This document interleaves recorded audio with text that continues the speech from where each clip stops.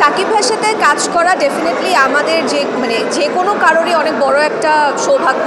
Bachelor point আমার কাছে আসলে একটা ইমোশনের জায়গায়। শুরু থেকে ব্যাচেলর পয়েন্টের সাথে ছিলাম এবং এখনো আছি। আমি ব্যাচেলর পয়েন্টে সিজন 1 থেকেই ছিলাম, 1, 2, 3। আমি পারফর্মও করছি, নমিনেশনও আছে, খুবই ভালো লাগছে। এবং আমি যতদূর সবসময় শুনেছি সিজেএফবি অ্যাওয়ার্ড খুব জাঁকজমকপূর্ণ হয়, সবাই আসেন এবং সবাই ভীষণ এনজয় করে প্রোগ্রামে, বিভিন্ন ধরনের পারফরমেন্স থাকে। সো এবার এসে খুবই ভালো লাগছে, আমি পারফর্মও করছি, নমিনেশনও আছে, সো সব কিছু মিলিয়ে খুবই ভালো লাগছে। আমি তো ভীষণ এনজয় করি। আমি আমার কলিগদের সাথে যখনই একটা দেখা হওয়ার সুযোগ হয়, কাজের মাঝখানে সবারই ব্যস্ততা থাকে, সবার সাথে দেখা হয়, আড্ডা হয়, এই ব্যাপারটা আমি খুবই এনজয়।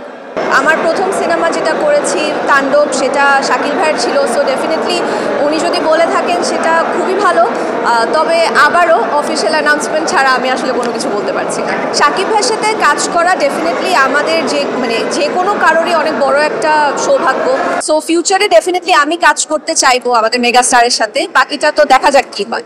অফিসিয়াল অ্যানাউন্সমেন্টের আগে আমি পার্সোনালি কিছু বলতে পারছি না। সো আসলে অপেক্ষা করতে হবে অফিসিয়াল অ্যানাউন্সমেন্ট আসা পর্যন্ত। সত্যি কথা বলতে ক্যারিয়ারের যে কোনো ডিসিশনে আমার মনে হয় যে কখনোই আসলে সবাইকে খুশি করা যায় না।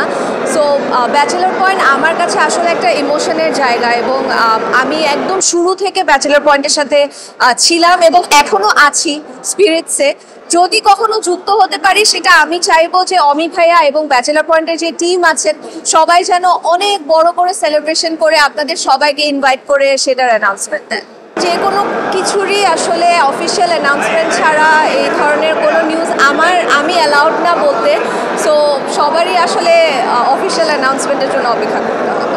আমি ব্যাচেলর পয়েন্টে সিজন 1 থেকেই ছিলাম, 1, 2, 3।